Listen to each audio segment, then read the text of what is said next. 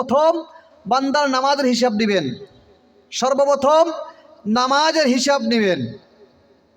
আল্লাহ পাক রব্বুল আলামিন কোরআনের কারিমের ভিতরে বলতেছেন, আল-ইয়াওমা নাখতিমু আলা আফওয়াহিহিম ওয়া তুকাল্লিমুনা আইদিহিম ওয়া তাশহাদু আরজুলুহুম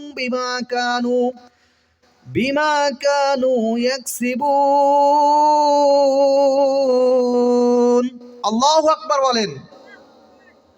আল্লাহ পাক রব্বুল আলামিন আজকে আমাকে গোটা একটা দেহ, সুস্থ সবল একটা দেহ দিছে, ঠিক না বা ঠিক? আমার হাত, আমার পা, আমার চক্ষু, আমার অল বডি, আমার বেন্ড, সব কিছু আল্লাহ পাক রব্বুল আলামিন কি করছেন? সব কিছু আল্লাহ পাক রব্বুল আলামিন আমাকে সুস্থতা দান করেছেন। কথা ঠিক না বা ঠিক? ঠিক। আল্লাহ পাক রব্বুল আলামিন কিয়ামতের ময়দানে ওই বান্দাদের ডাকবে।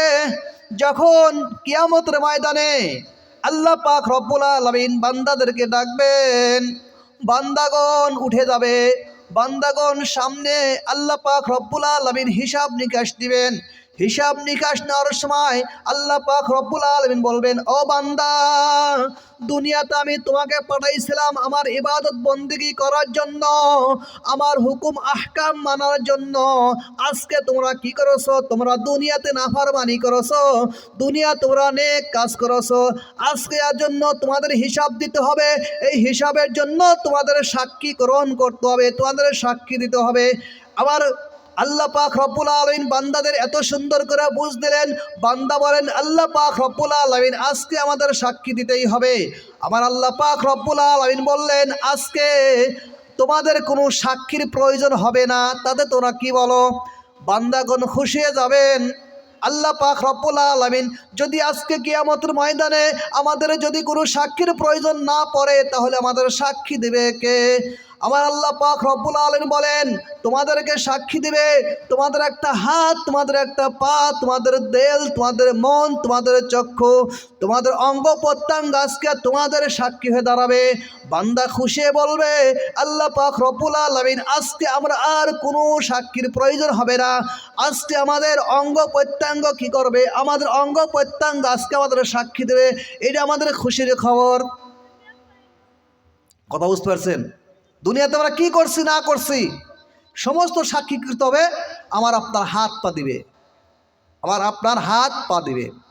এই যে আল্লাহ পাক রব্বুল আলামিন আমাদের ভিতরে নামাজকে ফরজ করে দিয়েছেন, নামাজকে ফরজ করে দিয়েছেন।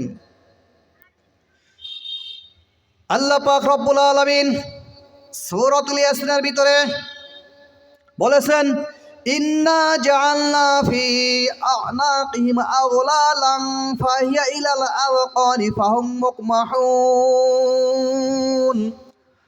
ওয়া জাআলনা মিন বাইনি আইদিহিম সাদ্দান ওয়া মিন খালফিহিম সাদ্দান ওয়া মিন খালফিহিম সাদ্দান ফাআগশাইনাহুম ফাহুম লা ইবসিরুন। ও দুনিয়ার মানুষগণ, আজকে তোমরা আল্লাহ পাক রব্বুল আলামিন তোমাদের উপরে নামাজকে ফরজ করে দিয়েছে।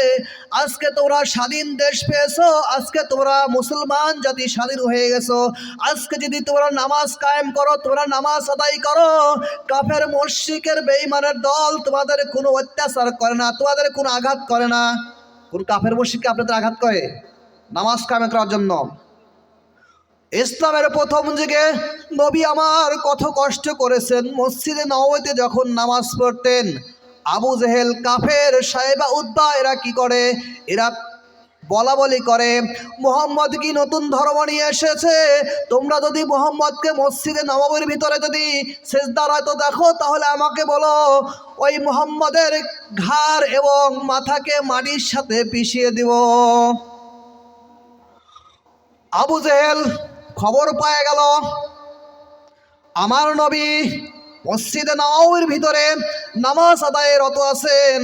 এমন সময় কাফের মুশরিক বেঈমানের দল ওরা জানতে পারলো নবী আমার যখন সিজদায় চলে গেলেন, সিজদায় যাওয়ার পরে আবু জেহেল, উতবা, সাইবা তারা কি করলেন? তারা ওই আরবের মরুভূমির উটের ওই মরা উটের নাড়ি ভুড়ি আমার নবী পাকের মাথার উপর, পেটের উপর চাপিয়ে দেয়।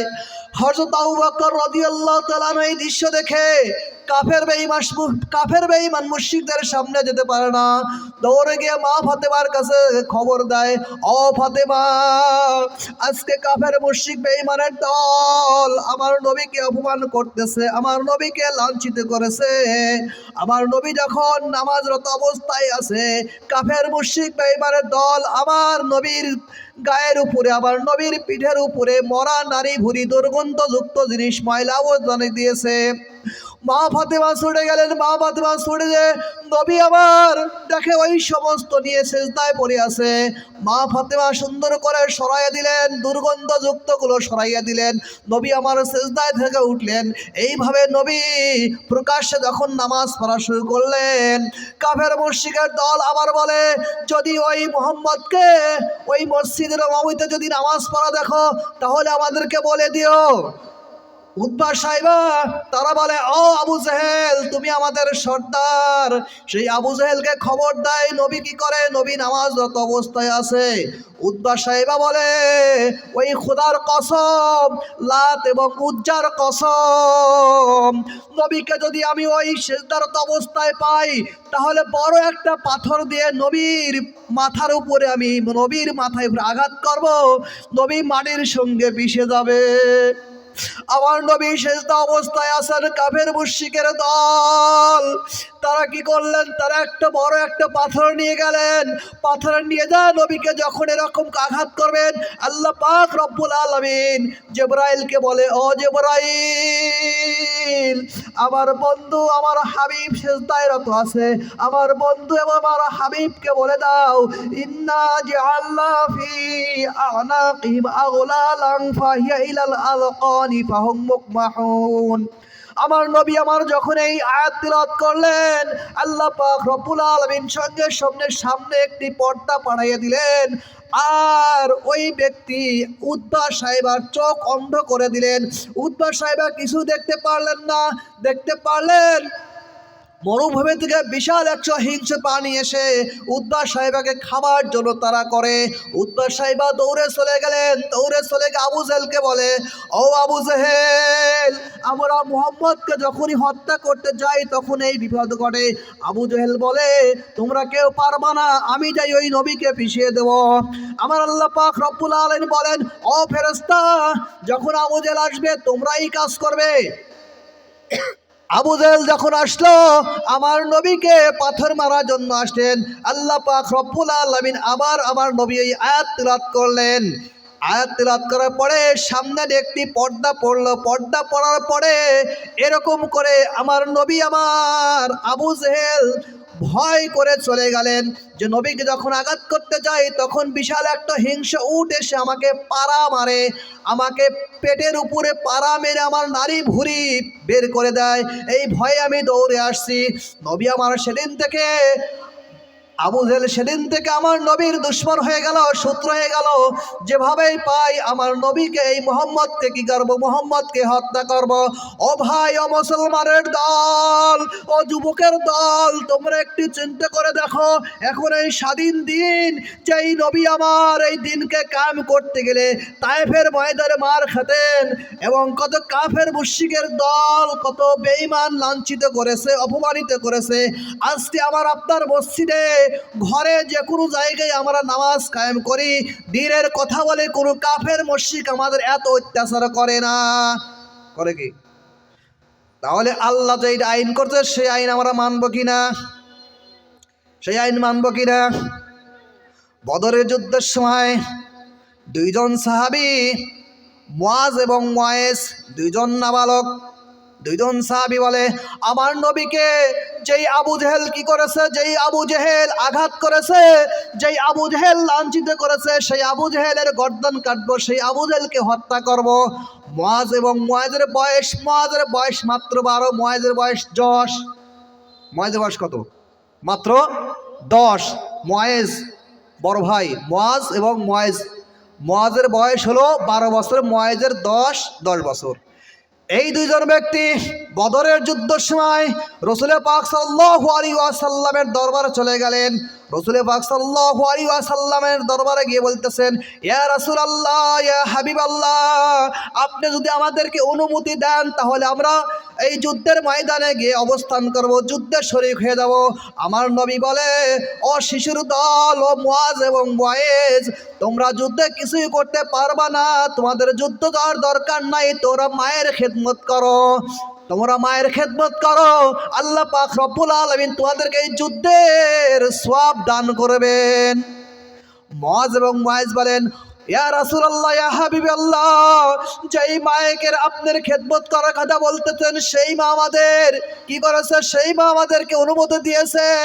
ও মুয়াজ এবং মুয়াইজ, তোমরা যাও, আমার ইচ্ছা ছিল আজকে যদি তোমার পিতা বেঁচে থাকতো তাহলে আমি শহীদের স্ত্রী হতাম। আজকে আমার স্বামী বেঁচে নাই, তোমরা ছেলে, তোমরা বেঁচে আসো, আজকে যদি তোমরা এই বদরের যুদ্ধে এই কাফের মুশরিকের বিরুদ্ধে যদি যুদ্ধ করে করে শহীদ হও তাহলে আমি কাল কিয়ামতের ময়দানে বলবো, ওই মাওলার কাছে বলবো, মাওলা, আমি শহীদের স্ত্রী হতে পারি নাই কিন্তু আমি শহীদের মা হয়েছি। মুয়াজ বলে, মুয়াইজ বলে, ইয়া রাসূলুল্লাহ, ইয়া হাবিবাল্লাহ, সেই মা আমাকে অনুমতি দিয়েছে, আপনি যদি যুদ্ধের অনুমতি দেন তাহলে আমি যুদ্ধে যেতে পারবো। মুয়াজের শরীর একটু মোটা, একটু সাবাল সাবাল দেখা যাচ্ছে, মুয়াইজ একটু হালকা চিকন। মুয়াইজকে রাসূল বলতেছেন, ও মুয়াইজ, তুমি তো কখনো যুদ্ধই যেতে পারবে না, তুমি তো যুদ্ধ করতে পারবে না, তোমার গায়ে তো শক্তি নাই। তখন মুয়াইজ বলতেছে, ইয়া রাসূলুল্লাহ, ইয়া হাবিবাল্লাহ, আমার ভাই মুয়াজ, এই মুয়াজের থেকে আমার গায়ে শক্তি বেশি আছে, যদি আপনি যদি আমাকে যদি পরীক্ষা করেন তাহলে আমাদের দুই ভাইয়ের মতো কুস্তির খেলা দিয়ে দেন, আমি যুদ্ধ করে আমার ভাইয়ের সাথে কুস্তি করে আমি জিতে যাব। আবু জেহেল ঘোষণা করে দিছে, ও মুসলমানের দল, এইবার খেলা শুরু হয়ে যাবে। আমার আল্লাহ পাক রব্বুল আলামিন বলে, ও ফেরেশতার দল, আবু জেহেল খেলার ঘোষণা করে দিছে, তোমরা খেলার জন্য প্রস্তুত হয়ে যাও। কাদের বলছে? ফেরেশতাদের বলছে। মুয়াজ এবং মুয়াইজ কুস্তি খেলা শুরু করলো। মুয়াইজ হলো ছোট ভাই, বলতেছে, ভাই, আমার তো ইচ্ছা, মায়ের ইচ্ছা, আমরা শহীদের মা হয়ে যাব, কিন্তু তোমার গায়ে শক্তি আছে, তুমি কৌশল করে একটু হালকা করে আমাকে ধরো, আমি যেন কুস্তি খেলায় তোমার সাথে আমি জিততে পারি। তাহলে রাসূলুল্লাহ, ইয়া রাসূলুল্লাহ, এই রাসূল আমাদের কি করবে, যুদ্ধে যাওয়ার অনুমতি আমাকে দিয়ে দিবেন। দুই ভাই এরকম করে কি করলেন, এই দুই ভাই এরকম করে কৌশল করলেন। কৌশল করে কুস্তি খেলে মুয়াইজ যুদ্ধে কৌশলে মুয়াইজ কুস্তি খেলায় জয়লাভ করলেন। রাসূল পাক সাল্লাল্লাহু আলাইহি ওয়াসাল্লাম বলেন, তাদেরকে কি করলেন, তাদেরকে যুদ্ধে যাওয়ার অনুমতি দিলেন।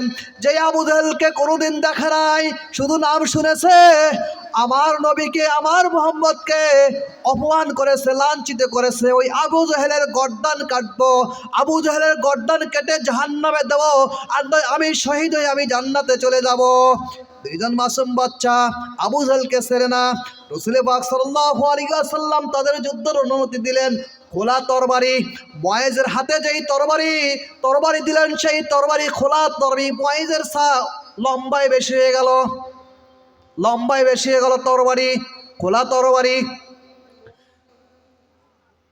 উহুদের পাহাড়ের উপরে আবু জেহেল যুদ্ধের নেতৃত্ব দিচ্ছে, মুসলমানরা এখানে ওখানে এভাবে নেতৃত্ব দিচ্ছে। ৩,০০০ সৈন্যবাহিনী রওনা, আর মুসলমানের সংখ্যা ছিল মাত্র ৩১৩ জন। কয়জন? ৩১৩ জন। ইমানের বলে তারা বলিয়ান হয়ে গেছে। আল্লাহ পাক রব্বুল আলামিন ফেরেশতাদেরকে বলতেছেন, ও ফেরেশতা, তোমরা যুদ্ধের পোশাক পরে যাও। ফেরেশতা বলে, আল্লাহ পাক রব্বুল আলামিন, আমরা তো যুদ্ধের কোনো পোশাক ছিঁড়ি না, কোনো পোশাক পরি না। বলতেছে, আমি হুকুম করলাম তোরা পরে যাও, যুদ্ধের পোশাক পরে যাও। এ যুদ্ধে তোমাদের জয়লাভ, মুসলমানদের জয়লাভ হবে। আবু জেহেল বেঈমানের দল, কাফের মুশরিক আবু জেহেল মসজিদে নববীর ভিতরে তরবারি নিয়ে বলতেছে, পতাকা নিয়ে বলতেছেন, আল্লাহ, যাদেরকে তুমি পছন্দ করো, যাদেরকে ভালোবাসো, তাদেরকে তুমি যুদ্ধে জয় করে দিও। আবু জেহেল বলতেছে, আল্লাহ, তুমি যাদেরকে ভালোবাসেন, যাদেরকে পছন্দ করেন, তাদেরকে যুদ্ধে জয়লাভ করে দিয়েন। মুসলমান, আমরা মুসলমানের দল যুদ্ধ করতে গেল। আবু জেহেল পাহাড়ের টিলায় থেকে নেতৃত্ব দিচ্ছে। মুয়াজ এবং মুয়াইজ দুই ভাই, তারা পাহাড়ের কাছে চলে গেছে, আবু জেহেলকে ছেড়ে না। এক সাহাবীকে বলতেছে, আপনি কি আবু জেহেলকে ছেড়েন? বলতেছে, তোমরাই শিশু সন্তান আবু জেহেলকে কি করবে? বলতেছে, আবু জেহেলকে কি করবো? আবু জেহেলকে নাই খতম করবো, নাইলে আমরা খতম হয়ে যাব। আমার রসুলকে যেই ব্যক্তি অপমান করেছে, লাঞ্ছিত করেছে, তাকে দুনিয়াতে কখনো রাখা যাবে না। সেই ব্যক্তি আমার রসুলের বিরুদ্ধে যুদ্ধের ঘোষণা দিছে, হয় ওকে আমি কতল করে হত্যা করে জাহান্নামে দেব, আর না হলে আমি তার সাথে যুদ্ধ করে করে আমি জান্নাতে চলে যাব। ওই সাহাবী কি করলেন? ওই সাহাবী আবু জেহেলকে সুন্দরভাবে দেখা দিলেন। ওই যে টিলার উপর, পাহাড় উপরে আবু জেহেলকে দেখা যাচ্ছে, ওই আবু জেহেল ওই যে দুই ভাই বাস পাখির মতো উড়ে চলে গেলেন। আমার আল্লাহ পাক রব্বুল আলামিন তাদেরকে সাহায্য করলেন, তাদেরকে সহযোগিতা করলেন। এখন যা দেখে পাহাড়ের উপরে বসে আছেন, পাহাড়ের উপরে আবু জেহেল আছেন। মুয়াজ এবং মুয়াইজ পায়ের নিচে চলে গেছেন, ফিসফিস করে, ভাই মুয়াজ, আমি তো আবু জেহেলের কাল্লা সোপাই না, কিভাবে কাল্লা কাটি? ভাই মুয়াজ, ভাই মুয়াইজ, কি করা যায় তাহলে? দুই ভাই যুক্তি করেন, দুই ভাই ফিসফিস করেন যে এই দুশ্মন, আল্লাহর দুশ্মন আবু জেহেলের দুশ্মন, ইসলামের দুশ্মন, আমার নবীর দুশ্মন আবু জেহেল, একে কি করতে হবে? একে হত্যা করতে হবে। আমরা এখন কি করি? মুয়াজ এবং মুয়াইজ কি করলেন? কোনো বুদ্ধি পেলেন না। আল্লাহ পাক রব্বুল আলামিন ফেরেশতাদেরকে পাঠিয়ে দিলেন, ও ফেরেশতা যাও, ওদেরকে বুদ্ধি দাও। ওরা কি করে? ওরা খোলা তরবারি নিয়ে আবু জেহেলের পায়ে আঘাত করে। আল্লাহ পাক রব্বুল আলামিন হুকুমে মুয়াজ এবং মুয়াইজ কি করলেন? আবু জেহেলের পায়ে আঘাত করলেন, আবু জেহেল পড়ে গেল। দূর থেকে যেই সাহাবী দেখা দিল যে ওই যে আবু জেহেল, ওই সাহাবী দৌড়া গেলেন, ওই সাহাবী দৌড়া গিয়ে আবু জেহেলকে এরকম করে কতল করে হত্যা করলেন। আবু জেহেলের ছেলে যখন আসলেন, আবু জেহেলের ছেলে এসে দেখে আমার বাপকে হত্যা করেছে, আমার আব্বাকে কতল করেছে। তাহলে এই কতল কেডা করেছে? তখন বলতেছে, এই আবু জেহেলকে কতল করেছে হলো এই যে দুইজন মুয়াজ এবং মুয়াইজ। এই মুয়াইজকে দেখা দিল, মুয়াইজ কি করলো? মুয়াজের এক হাত এরকম করে কোপ মারলো, কোপ মারে